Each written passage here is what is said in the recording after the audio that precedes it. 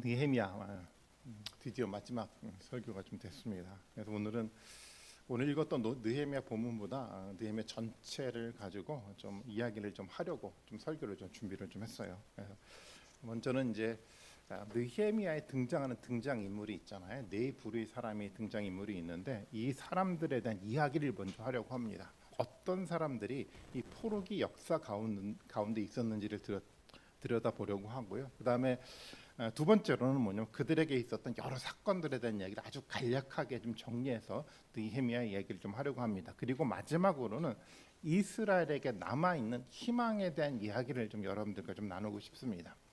사실 희망 이야기를 하기는 쉽지 않아요. 왜냐하면 마지막 이야기는 이스라엘 백성들이 다시 과거로 돌아가는 신앙의 실패하는 모습을 보여가고 있기 때문에 이 속에서 우리가 과연 어떻게 희망을 찾을 수 있을까라는 생각도 좀 더불어 하게 되지만 이 속에서 변하지 않는 희망이 좀 있습니다. 그래서 그 희망의 메시지를 찾아 함께 이 시간 좀 나누기를 좀 원하고 좀 있습니다. 먼저 이 느헤미야에 등장하는 네 부류의 사람에 대한 이야기를 먼저 한번 해보도록 할게요. 가장 중요한 인물은 누굽니까? 우리가 다 인식하고 있는 것처럼 느헤미야입니다. 느헤미야는 어떤 사람입니까? 우리가 지난 한 4달 동안 느헤미야를 묵상하면서 느헤미야를 보아왔잖아요. 느헤미야가 과연 어떤 사람이었을까요? 느헤미야는 정말 여호와 하나님에 대한 그 신앙이요, 그리고 또 언약에 대한 분명한 믿음을 가진 사람이 바로 이 느헤미야라는 사람이었어요. 분명하죠. 느헤미야는 그 페르시아 수산궁에서 술 맡은 관원으로 살았던 사람이었잖아요. 이 술 맡은 관원은요, 정말 그 페르시아 왕의 정말 신뢰를 받는 사람이라는 의미입니다. 이제 보통 이제 연회에서 이렇게 술을 마시면 술을 취하게 되는데 그 술 취했을 때 어떤 이 정치적 역모가 일어날지 모르기 때문에 이것을 관장하는 이 술 맡은 관원은요, 정말 그 누구보다도 왕의 철저한 신뢰를 받은 사람이 맡을 수 있었던 직분이었어요. 바로 느헤미가 그런 사람이었다라는 겁니다. 뿐만 아니라 때로는 이 왕이 정치적 조언자까지 역할을 했던 사람이 이 술 맡은 관원의 역할이었어요. 페르시아 사람이 아니라 유다 사람이었잖아요. 이 유다 사람이었던 느헤미야가 외국에서 이런 자리까지 올랐다라는 것은 정말 그 사람이 성공한 사람이라는 것을 의미하는 겁니다. 그리고 당시에 그 페르시아의 수산은요, 세상에서 가장 크고 가장 위대한 도시였었습니다. 그런데 정말 누구나가 부러워할 만한 그 자리요, 누구나가 부러워할 만한 그 성공의 자리에 있었던 그 느헤미야가 예루살렘 성이 무너진 상태로 방치되었다는 소식을 듣고 이 느헤미야는 모든 것들을 다 내려놓고 예루살렘으로 달려가게 됐어요. 성벽을 재건하고 철저하게 말씀에 근거한 정말 하나님의 공동체예요. 신앙의 공동체를 재건하기 위해서 자신이 가지고 있는 모든 것들을 다 내려놓고 예루살렘으로 달려갔던 사람이 바로 느헤미야라는 겁니다. 어떻게 이것이 가능할까요? 여러분 같았으면 가능한 삶의 모습일까요? 이것이 가능한 이유는 딱 한 가지예요. 느헤미야가 가지고 있었던 언약의 말씀에 대한 아주 분명한 믿음 때문에 이런 결단을 느헤미야가 할 수 있었다라는 겁니다. 느헤미야의 마음과 삶의 중심에는 다른 것이 있지 않았어요. 오직 누가 있었습니까? 여호와 하나님에 대한 신앙이 중심에 분명하게 자리를 잡고 있었어요. 그리고 이 신앙이 공동체 신앙 재건의 모든 것을 내려놓고 헌신을 하게 만들었다는 거예요. 느헤미야의 모습을 잘 알 수 있는 말씀이 느헤미야 1장인데 1장 말씀 한번 보겠습니다. 1장 4절부터 6절까지인데 이렇게 이야기를 하고 있죠. 이 말을 듣고서 성벽이 무너진 상태로 방치되었던 그 이야기를 느헤미야가 듣고서 뭐라고 얘기를 하냐면 나는 주저앉아서 울었대요. 나는 슬픔에 잠긴 채로 며칠 동안 금식하면서 하늘의 하나님께 기도하면서 아뢰었다라고 얘기를 하고 있습니다. 여러분, 이 느헤미야의 모습이 보이지 않습니까? 주 하늘의 하나님, 위대하고 두려운 하나님, 주님을 사랑하는 이들과 세운 언약이요. 굉장히 중요한 단어가 여기 등장하는데요. 주님을 사랑하는 이들과 세운 언약이요. 주님의 계명을 지키는 이들과 세운 언약을 하나님은 지키시는 분이라는 거고요. 그다음에 또 은혜를 베푸시는 하나님이라고 고백하고 있어요. 느헤미야의 마음속에 이 가장 중요한 두 가지 개념이 있었는데요. 언약을 하나님이 신실하게 지키고 있다는 이 개념이 있었고요. 또 하나님은 어떤 분이십니까? 하나님 우리에게 은혜로우셔서 우리에게 긍휼을 베푸시는 분이라는 사실을 명확하게 느헤미야는 갖고 있었어요. 그래서 이 본문 속에 이렇게 얘기를 하죠. 이제 이 종이 밤낮 주님 앞에서 주님의 종 이스라엘을 위하여 드리는 이 기도에 귀를 기울이시고 살펴주십시오. 우리 이스라엘 자손이 주님을 거역하는 죄를 지은 것을 자복합니다. 누가 자복합니까? 저와 저희 집안까지도 죄를 지었습니다라고 고백하고 있어요. 죄를 자복한대요. 왜 죄를 자복할 수밖에 없습니까? 당연히 죄를 자복해야 돼요. 왜냐하면 하나님은 말씀 앞에 신실하거든요. 언약 관계를 깨뜨린 사람들에게 임하는 하나님의 저주의 심판은 명확하게 신실하게 하나님은 우리에게 보여주실 거기 때문에 자복할 수밖에 없어요. 느헤미야는 이것을 너무도 잘 알았기 때문에 하나님의 명확하게 언약의 말씀에 근거해 변하지 않고 신실하게 움직이시는 분이라는 것을 너무도 알고 있었기 때문에 느헤미야는 먼저 언약 앞에서 하나님 앞에 자복하는 기도를 드렸어요. 그리고 자복할 수 있었어요. 왜 자복할 수 있었습니까? 하나님 어떤 분이시기 때문에. 하나님 우리에게 은혜를 베풀어 주시는 분, 하나님 우리에게 긍휼히 여겨 주신 분이시기 때문에 그분을 의지하고 이 느헤미야는 자복할 수 있었다라는 거예요. 금식하며 회개했던 그 마음이요, 그리고 언약을 기억했던 그 마음이 진짜 느헤미야의 마음이었다라는 겁니다.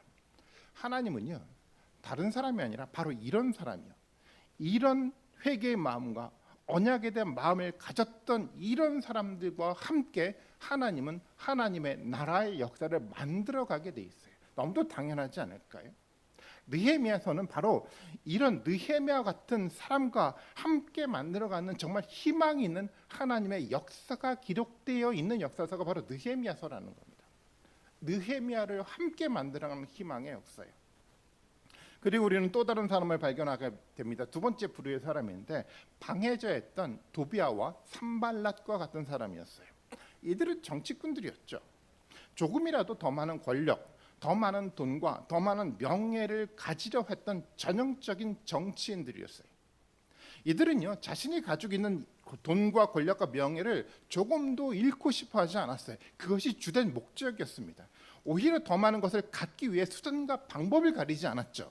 그래서 그것이 예루살렘 총독으로 왔던 느헤미야를 방해하는 모습으로 다 드러났어요.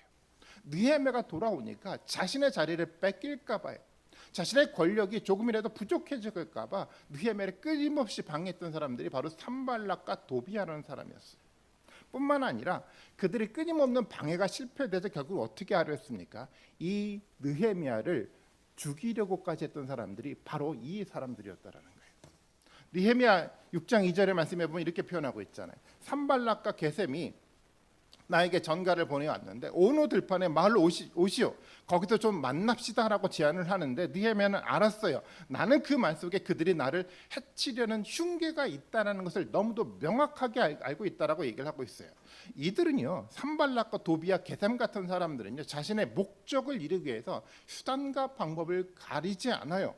그리고 사람을 죽이는 일도 서슴지 않았던 사람들이 바로 이런 사람들이라는 겁니다. 오늘날에도 이런 사람들이 있지 않습니까? 자신의 권력과 명예를 지키기 위해 전쟁을 일으키는 사람들이요. 자신의 이익을 위해 다른 사람들을 고통에 빠뜨리는 바로 그런 정치인들이요. 정말 건강하지 못한 정치를 하는 사람들을 우리가 지금 이 시대에 우리 눈으로 보고 있지 않습니까?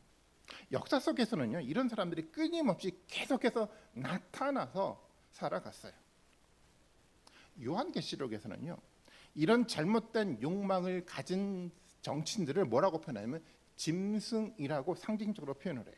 그리고 사탄이 이 짐승을 통해서 하나님의 공동체를 핍박하고 교회의 역사를 방해하고 있다라고 요한계시록을 통해서 하나님 말씀하셨어요. 바로 이 산발랏과 도비아와 이 게셈이라는 사람이 계시록에서 말하고 있는 그런 사탄의 도구로 살았던 사람이었다라는 거예요. 두 번째 부류의 사람이 바로 이런 사람이었어요.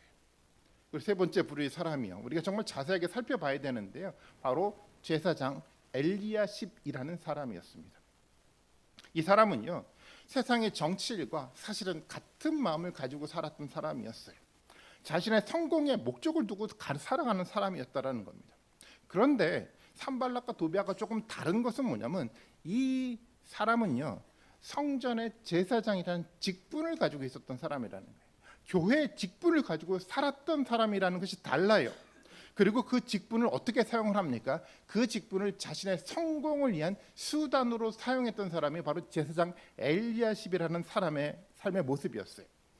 직분 때문에 표면적으로 볼 때는 신앙인처럼 보이죠.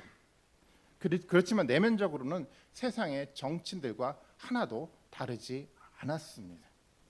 엘리야십은요, 제사장의 직분을 하나님을 진짜 경외하는 마음으로 사용하지 않았습니다.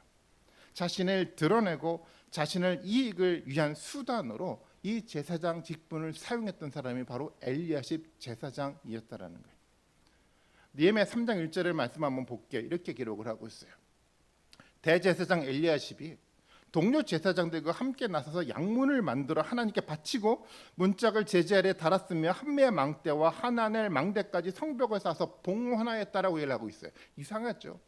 대제사장 엘리야십이 느헤미야와 함께 성벽을 재건하고 하나님께 봉헌하였다라고 얘기를 하고 있어요. 이것이 엘리야십의 모습이었는데요.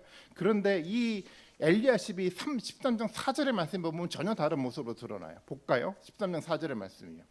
이 일이 있기 전인데 우리 하나님 성전의 방들을 맡고 있는 엘리야십 제사장은 누구에게요? 도비야와 가까이 지내는 사이이다라고 표현하고 있어요. 이 엘리야십이 세상의 정치인들과 가까이 지내면서 교제하기 시작을 했어요.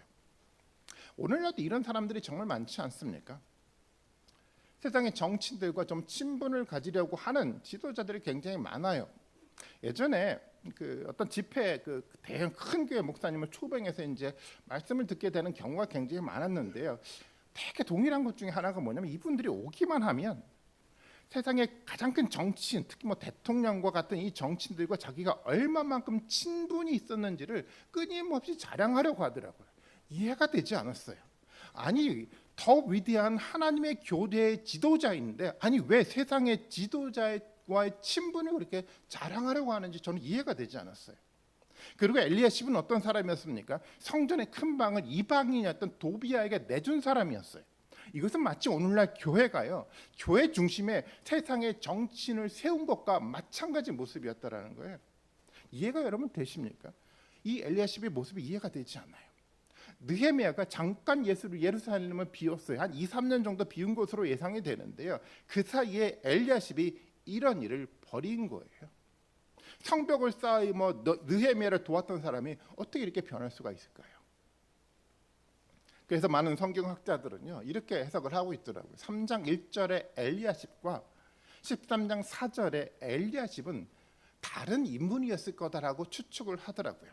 성벽을 쌓는데 도왔던 이 엘리야십이 다시 이렇게 방해하는 사람으로 변할 가능성이 없다라고 생각하고 이렇게 얘기를 해요. 그런데 저는 생각이 좀 달라요. 저는 같은 사람일 가능성이 크다라고 생각을 합니다. 성정 직분을요 자신의 권력과 이익과 명예를 위한 수단으로 삼는 사람들은요 이렇게 마음을 숨기고 이중적인 삶을 실제로 살 수 있어요. 느헤미야에게 권력이 있다라고 생각했을 때는 그 권력자인 느헤미야에게 순종하며 살아갑니다. 그런데요 그 사람이 자리를 비우고 또 다른 권력자가 나타나면 태도를 완전히 바꿔서 그 권력자에 기대어 사는 사람들이 바로 이런 사람들의 삶의 모습이잖아요. 정말 비겁함이 보이고 있지만 그럼에도 불구하고 자신의 목적을 이루기 위해서는 이 비겁함도 그냥 드러내는 사람들이 바로 이런 사람들의 삶의 모습 아닐까요? 이런 사람에게 중요한 것은요 성전의 직분이 아니었어요. 그건 수단이었어요. 자신의 권력과 자신에게 주어지는 세상적 이익이 정말 중요했던 사람이 바로 이 사람이라는 겁니다. 이 직분을 자신의 권력과 이익을 얻기 위한 수단으로밖에 생각하지 않았어요. 전형적인 기회주의자죠. 사실 이런 사람들이 오늘 공동체도 많지 않습니까? 여러분 그렇지 않나요? 신앙 공동체를 정말 바르게 세우기보다 정말 돈을 많이 받고 성공을 위해 노력하는 소위 속된 말로 사건 목회자들이 많이 있잖아요. 노회나 총회에 가서 자신의 정치력을 드러내려고 노력하는 이 정치 장로들이 많이 있지 않습니까? 근데 사실 이런 사람들을 구별해내는 게 쉽지 않아요. 왜냐하면 표면적으로는 신앙인의 모습을 가지고 있거든요. 그리고 중요한 직분을 가지고 공동체 리더자로 있기 때문에 구분이 되지 않아요. 정말 저 사람의 진짜 속마음이 뭔지 구분이 되지 않아요. 신앙이 목적인지 아니면 신앙이 수단인지 구분이 되지 않는 그 삶의 모습을 보이고 있다라는 거예요. 초대교회도 마찬가지였어요. 이런 사람들이 살며시 교회 공동체에 들어와서 교회를 혼돈에게 빠지게 했던 사람들이 바로 이런 사람들이었어요. 사도 바울은 이런 사람들을 뭐라고 표현하는지 아십니까? 이들을 개라고 표현을 했어요. 빌립보서 3장 2절 말씀인데 같이 한번 읽어보겠습니다. 같이 읽습니다. 시작.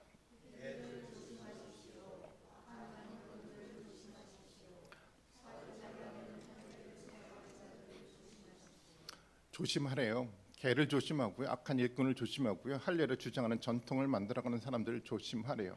세 부류의 사람은 같은 한 종류의 사람인 거잖아요. 악한 사람들이었어요.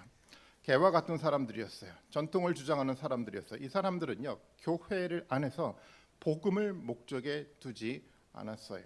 자신의 명예와 이익을 목적에 두고 열심히 일하는 사람이었어요. 그들은요, 복음이 아니라 잘못된 전통을 만들어서 공동체를 혼돈에 빠뜨리게 했던 사람들이었습니다. 이들에 대해서 사도 바울의 표현은 아주 적나라합니다. 그들은 개와 같은 사람이라고 얘기를 하고 있어요. 그들은 악한 일꾼이었다라고 표현하고 있습니다.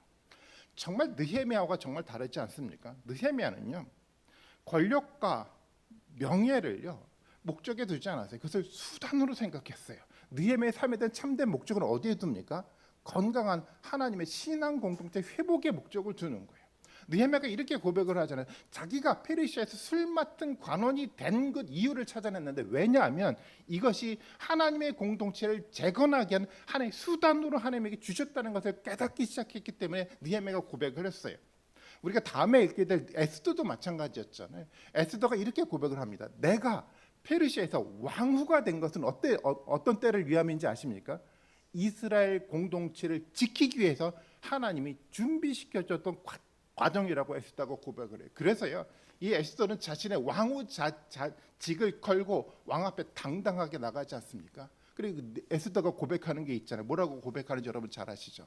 내가 죽으면 죽으리라고요. 왜냐하면 이 왕후의 자리가 목적이 아니라 뭐였습니까? 건강한 공동체, 하나님의 공동체를 지키기 위한 하나의 수단으로 생각했기 때문에 그것을 내려놓을 수 있는 결단이 있었어요. 근데 엘리야십은 반대였습니다. 못 내려놔요. 뭐를 내려놨습니까? 신앙을 포기하더라도 자신의 것을 내려놓지 못하는 사람이 엘리야십 제사장이었다는 겁니다. 어떻습니까?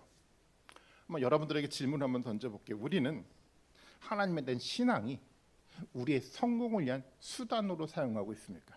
아니면 이 신앙이 우리의 삶에 대한 본질적인 목적이라고 여러분 생각하고 살아가고 있습니까? 여러분 어떻게 생각하고 계시죠? 신앙이 목적이십니까? 아멘. 예, 맞아요. 그렇게 살아가야 돼요. 마지막으로요, 느헤미야에서 우리는 또 누구를 보게 되냐면 이스라엘 백성들의 모습을 보게 돼요.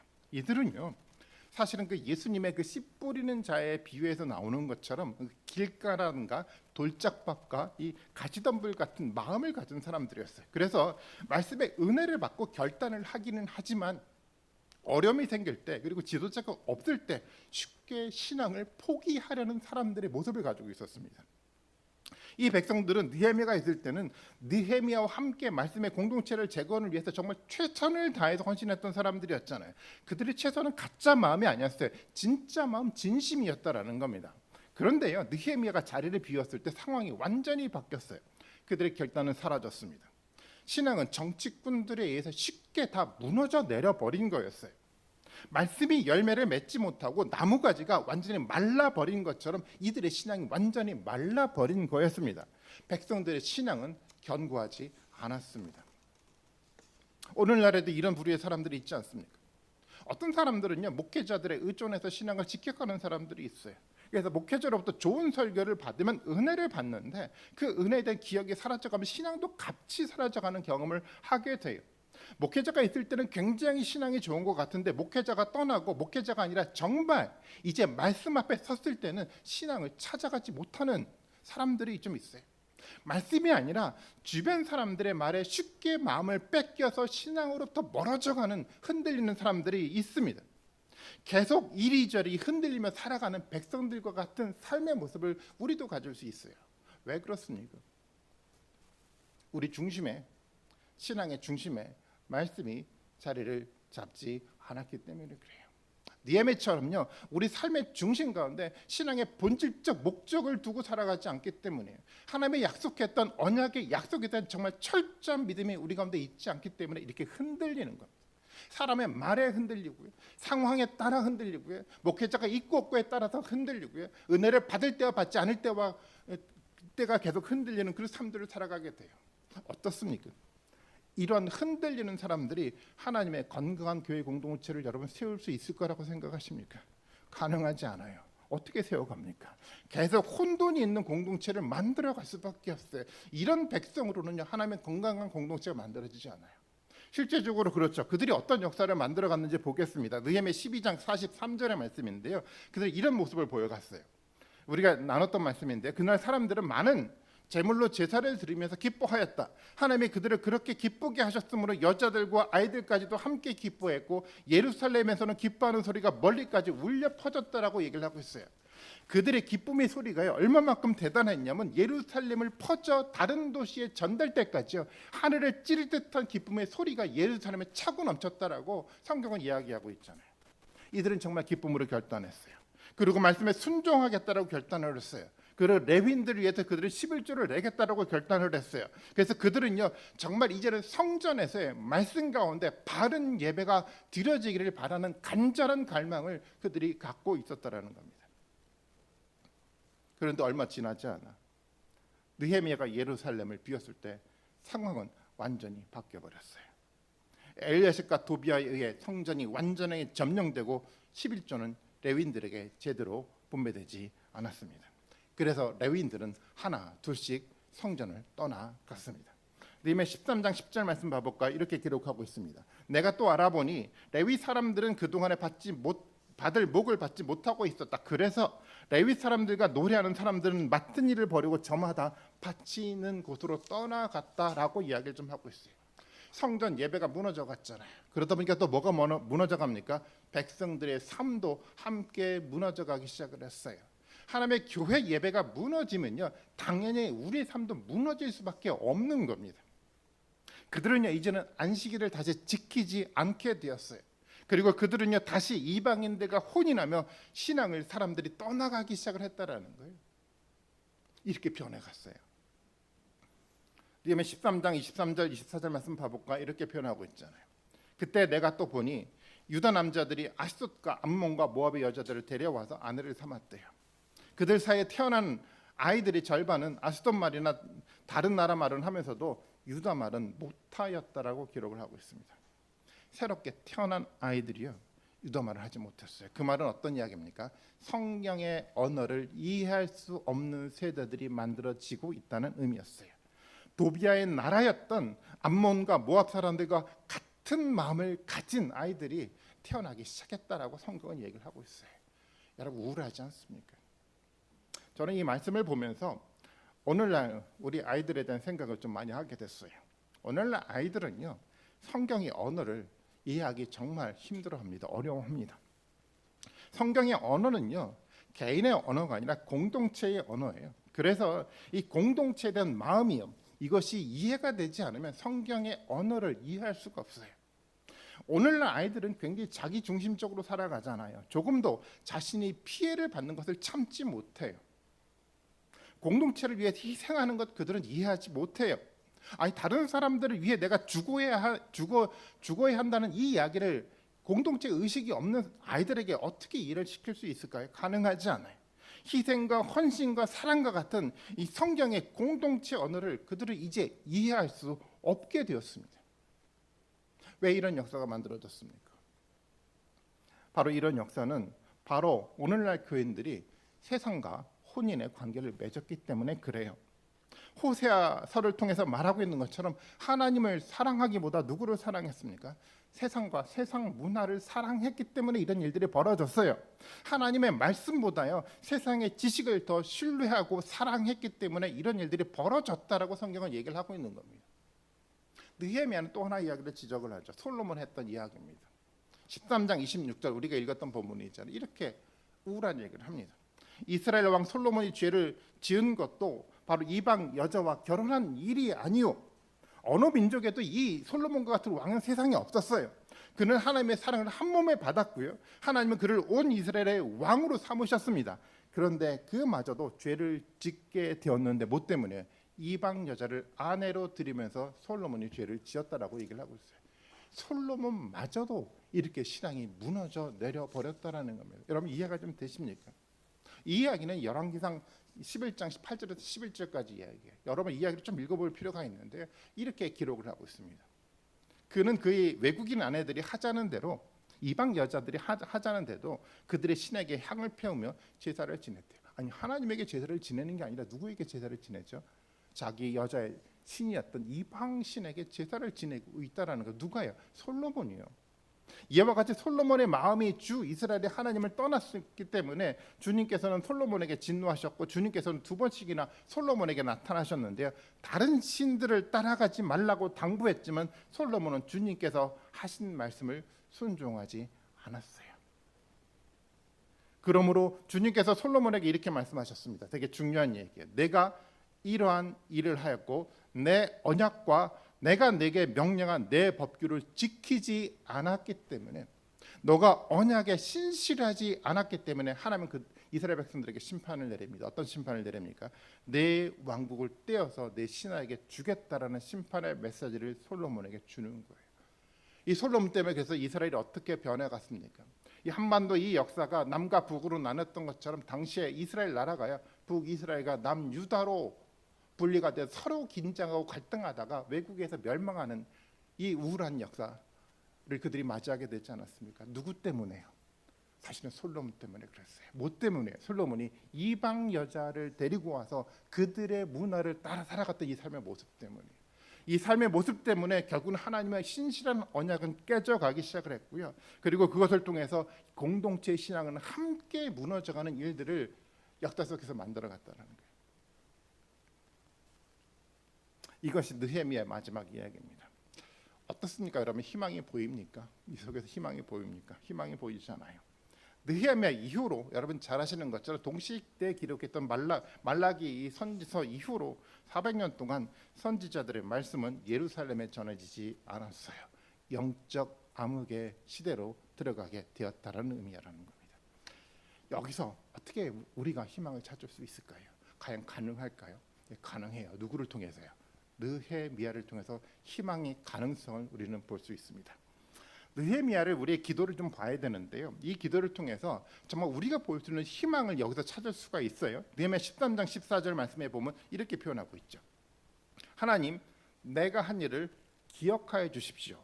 하나님의 성전을 보살핀 일과 예배를 드릴 수 있도록 정성껏 한 이 일을 하나님 잊지 마십시오.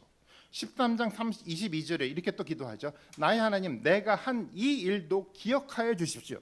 그지없이 크신 주님의 사랑으로 나를 너그러이 보아 주십시오. 세 번째 13장 31절 말씀도 똑같은 패턴이죠. 나의 하나님, 나를 기억하여 주시고 내게 복을 내려 주십시오. 여러분 이 기도의 의미를 여러분 좀 이해가 좀 되십니까? 세 번이나 똑같은 패턴으로 기도를 했어요. 하나님, 나를 기억해 주십시오. 뭐를 기억해 달라는 이야기일까요? 사실 이 기도는요, 느헤미야가 모세가 했던 기도에 따라 했던 기도의 내용이었어요. 여러분 잘 아는 것처럼 느헤미야는요, 지금 상황을 포로 귀환을 이스라엘 백성들이 출애굽하는 과정으로 이해를 했어요. 그래서 제2 출애굽이라고 생각을 했죠. 그래서요, 이 느헤미야는 광야 속에서 이스라엘 백성들이 어떻게 살았는지를 너무도 잘 알고 있었어요. 그때요, 이스라엘의 광야에서 모세가 사실 잠시의 자리를 비운 사이에 이스라엘 백성들은 우상을 만들어 섬기기 시작을 했죠. 그때 모세가 하나님께 기도했던 내용이 있어요. 그 기도를 한번 보겠습니다. 출애굽기 32장 13절의 말씀인데 이렇게 기록을 하고 있죠. 주님의 종 아브라함과 이삭과 이스라엘을 기억하여 주십시오. 여러분 여기서부터 좀 집중을 하셔야 돼요. 아브라함과 이삭과 이스라엘을 기억하여 주십시오. 똑같은 패턴으로 기도를 하고 있잖아요. 기억해 달라는 겁니다. 그리고 뭐를 기억해 달라고 얘기를 하죠? 주님께서 그들에게 맹세하시며 이르기를 내가 너에게 자손을 하늘의 별처럼 많게 하고 내가 약속한 이 모든 땅을 너에게 자손에게 주어서 영원한 유산으로 삼게 하겠다고 하셨습니다. 모세는 하나님께 기도를 해요. 하나님 기억해 주셔야 돼요. 하나님 우리에게 했던 약속 있잖아. 이 약속 하나님 잊으시면 안 됩니다. 하나님 우리가 언약 관계를 맺었던 그 약속 조금도 잊지 말고 이 언약의 근거대로 우리에게 복을 주십시오라고 모세가 기도를 했다라는 거예요. 똑같은 패턴이에요. 느헤미야도 이렇게 나를 기억해 달라는 이야기는 하나님께 뭐를 기억해 달라는 이야기입니까? 하나님 우리와 맺었던 하나님의 언약을 제발 다시 한번 기억해 주십시오라고 얘기를 하고 있어요. 백성들 가운데 희망이 보이지 않았어요. 느헤미야는 어디서 희망을 찾아갑니까? 하나님과 우리와 맺었던 그 언약의 관계에 신실한 하나님께서 희망을 잡고 이런 기도를 하는 겁니다. 하나님 기억해 주십시오. 하나님 우리가 맺었던 이 언약을 잊지 말고 지금 기억해 주십시오라고 기도하고 있다라는 거죠. 그런데 느헤미야 기도가 조금 다르죠. 여러분 다름이 좀 보이십니까? 모세의 기도가 좀 달라요. 모세는요 아브라함과 이스라엘과 이스라엘 야곱을 기억해 달라고 얘기를 했잖아요. 근데 느헤미야는 누구를 기억해 달라고 얘기를 하죠? 나를 기억해 달라고 얘기를 해요. 어떻게 대범한 이런 기도를 할 수 있었을까요? 이상하죠. 어쩌면 모세는요 하나님의 신실함에 대해서 근거해서 기도를 했죠. 하나님 신실하시니까요, 하나님 신실하게 약속했으니까요, 그 약속에 근거해서 나를 기억해 달라고 기도했던 반면에 느헤미야는 좀 달랐습니다. 하나님의 신실함에 초점을 맞추는 것이 아니라 누구의 신실함이죠? 하나님의 관계를 맺은 백성들 우리들의 신실함을 근거로 기도하고 있다라는 거예요. 하나님의 신실했던 것처럼 우리도 하나님 앞에 신실하니까 이 언약의 근거에서 우리를 기억해 달라고 얘기를 하고 있다라는 거예요. 여러분 이 대범한 느헤미야의 기도가 여러분 이해가 좀 되십니까? 우리는 이런 생각이 들 수가 있죠. 아니 느헤미야가 뭔데 그가 어떻게 완벽하게 언약을 완전하게 성취할 수 있지? 어떻게 하나님 앞에 그렇게 성취했다는 고백을 할 수가 있지? 어떻게 그것이 가능했을까요? 앞서 말했던 것처럼요 느헤미야는 두 가지 중요한 개념을 가지고 있었습니다. 하나님은 언약의 신실합니다. 그래 두 번째 중요한 개념 어떤 개념입니까? 하나님은요 우리를 긍휼하게 여기시고 은혜로우신 하나님이라고 느헤미야는 알고 있었어요. 느헤미야는 이렇게 당당한 기도를 할 수 있었던 이유는 한 가지였습니다. 하나님의 은혜를 덧입어 기도했던 거였어요. 실제로 동시대에 기록된 말라기를 통해 보면 좀 더 선명하게 기록이 되죠. 말라기를 통해 하나님이 어떤 말씀을 하시냐면 이런 얘기를 해요. 모세와 엘리야와 같은 언약의 사자를 내가 이곳 가운데 보내주겠다고 약속을 하셨어요. 언약의 사자를 보내겠대요. 이 언약의 사자가 어떤 일을 합니까? 하나님과 맺었던 언약을 완전하게 성취하는 모습으로 언약의 사자가 오게 될 거라고 이야기를 했어요. 느헤미야도 알고 있었겠죠. 느헤미야는 긍휼하신 하나님 앞에 기도를 하는데 누구를 바라보고 기도를 합니까? 미래에 오실 그 언약의 사자를 의지하면서 지금 기도하고 있다는 겁니다. 언약의 성취를 누가 했습니까? 느헤미야가 아니라 누구요? 언약의 사자가 성취했거든요. 우리가 잘 아는 것처럼 이 언약의 사자는 누구를 말하는 거죠? 예수 그리스도를 말하는 거예요. 요한복음 19장 30절 말씀이요. 다 같이 한번 읽어보도록 하겠습니다. 같이 한번 읽어봅니다. 시작.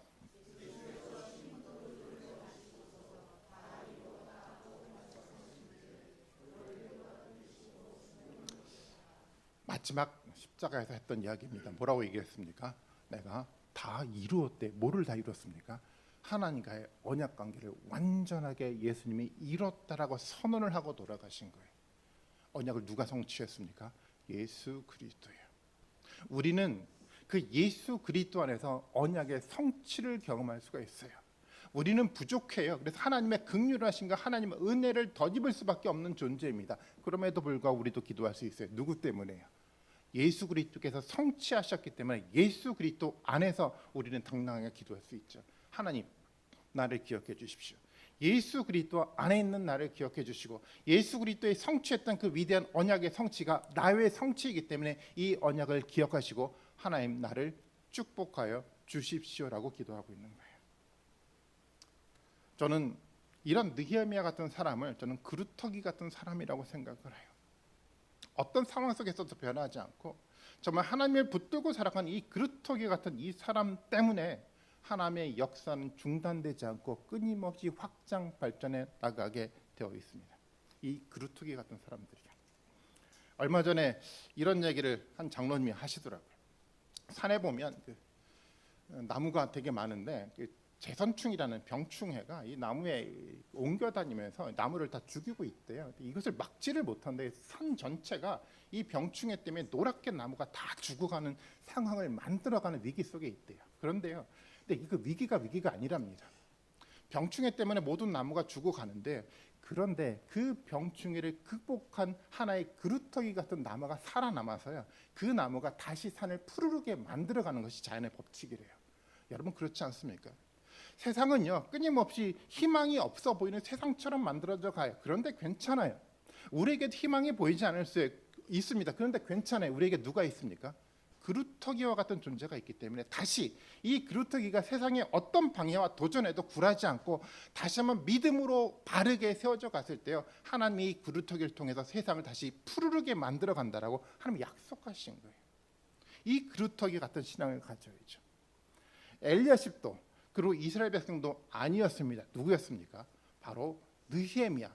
예수 그리스도 안에 있는 느헤미야 때문에 우리는 희망을 볼 수가 있는 겁니다. 예수 그리스도와 함께 언약을 이루고 살아가는 사람들이 있다고 한다면 우리에게 희망은 사라져가지 않아요. 예수 그리스도 안에 언약의 관계에 있다는 것은 어떤 의미입니까? 요한복음의 용어대로 표현한다고 한다면 예수 그리스도 안에 거하는 사람이요, 예수 그리스도의 말씀 안에 거하는 사람이요, 예수 그리스도의 사랑 안에 거하는 사람을 말하는 거예요. 이 언약 관계를 이루고 있는, 비록 작지만 그루터기 같은 사람들이 있다고는 하나님은 괜찮아요. 이 그루터기를 사용해서 어떻게 합니까? 세상의 역사를 다시 만들어 가십니다. 가능해. 왜요? 하나님의 능력이 있으시거든요. 하나님 말씀으로 온 세상을 창조하셨던 분이 바로 하나님 아닙니까? 그래서요, 우리는 희망을 잃을 필요가 없어요. 우리가 정말 느헤미야와 같은 이 그루터기와 같은 삶의 모습을 가지고 살아간다고 한다면 하나님 우리를 축복하실 겁니다. 예수 그리스도 안에 살아간다는 것은 이런 삶의 모습을 말해요. 우리는 과거 예수 그리스도 안에 있지 않을 땐 우리는 삶의 목적을 누가 정했습니까? 우리가 정했잖아요. 이것이 내 삶의 목적이야. 삶의 목표를 정하잖아요. 그리고 그 목표를 향하는 길도 내가 만들었어요. 내가 목표를 세우고 내가 길을 만들어서 내가 한번 그곳에 가겠다라고 결단하고 살아갔어요. 근데 예수 그리스도 안에 살아간다는 것은 그것이 아닙니다. 내가 세운 목표를 내려놓는 거예요. 내가 만든 길을 부숴버리는 겁니다. 내가 가지고 있는 궁극의 목적을 내려놓는 겁니다. 그리고 새롭게 예수 그리스도가 우리와 함께 만들어가는 목표요, 예수 그리스도가 새롭게 만들어갔던 그 길이요, 예수 그리스도께서 주셨던 그 꿈의 근거한 참된 목적을 새롭게 정립하고 예수 그리스도 안에 살아가는 사람들이 언약 관계 안에 살아가는 사람들인 겁니다. 우리가 살아갔던 삶 속에서 우리의 목표를 여러분 포기하지 않으면, 내려놓지 않으면요, 우리가 만든 길을 내려놓지 않으면 여러분 우리 예수 그리스도 안에 살아갈 수가 없어요. 예수 그리스도 안에서 우리의 것들을 내려놓으시고요, 예수 그리스도와 더불어 새로운 삶 속에서 만들어가는 인생의 참된 목표와 목적과 길들을 우리가 찾아간다고 한다면 그 길을 통해서 하나님 축복하시겠다라고 성경의 모든 이야기를 통해서 우리에게 약속하셨습니다. 저는 우리 신소 교회가 그런 희망이 있는 공동체가 되었으면 좋겠습니다. 여러분 한 사람 한 사람이 느헤미야 같은 희망이 있는 사람으로 여러분 세워져야 합니다. 그래야 이 시은수 교회 공동체에 가요 하나님이 기뻐하시는 그루터기로 삼아 주실 수 있습니다. 세상을 들여다보면 희망이 보이지 않을 수 있어요. 엘리야십과 같은 정치 지도자들을 들여다보면 희망이 보이지 않을 수 있어요. 백성들이 흔들리는, 끊임없이 흔들리는 백성들을 들여다보면 희망이 보이지 않을 수 있어요. 그런데 괜찮습니다. 예수 그리스도 안에 거하는 여러분들만 있다고 한다면 이 속에서 하나님의 희망은 보입니다. 그 희망을 찾아가시고 그 희망을 통해서 만들어가는 새로운 역사를 꿈꾸시는 여러분들이 되셨으면 좋겠습니다. 느헤미야처럼 이렇게 기도하셔도 돼요. 하나님 나를 기억해 주십시오. 내가 하나님 앞에 정말 예수 그리스도 안에서 살아가려고 하는 이 결단들을 하면 기억해 주시고, 하나님 나에게 오늘날 하나님이 주시는 축복을 내게 내려주십시오라고 기도하셔도 됩니다. 그런 축복이 여러분들의 삶의 결단을 통해서 여러분 삶 가운데 충만하게 함께 하기를 주님의 이름으로 축원드리겠습니다. 기도하시겠습니다. 함께 같이 한번 기도하기를 좀 원합니다. 우리는 때때로 눈에 보이는 주변 환경 때문에 희망을 잃어갈 때가 많아요. 우리 주변에는 세상의 정치꾼들밖에 없어요.